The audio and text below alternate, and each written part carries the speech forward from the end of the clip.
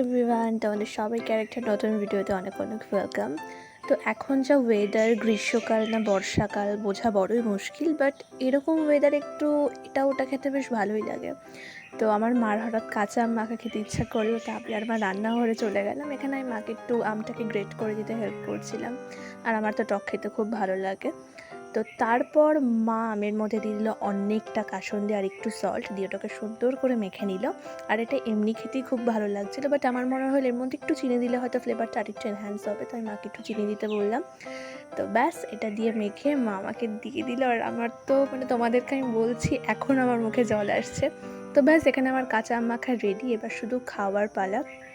আমি প্রচণ্ড এক্সাইটেড ছিলাম এটা খাওয়ার সময়, আর আমি মুখে দেওয়ার পর আশা করি তোমরা আমার এক্সপ্রেশন থেকে বুঝতেই পারবে আমার কতটা ভালো লেগেছে।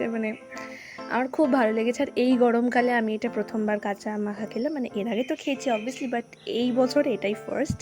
তো আমার তো প্রচণ্ড ভালো লাগলো। তোমরা এটা এইভাবে একটু খেয়ে দেখো, বেশি কিছু দিইনি, জাস্ট একটু নুন, একটু চিনি, একটু কাসুন্দি, আর দ্যাটস ইট। তো আজকের ভিডিওটা কেমন লাগলো আমাকে অবশ্যই জানিও। ওকে, বাই।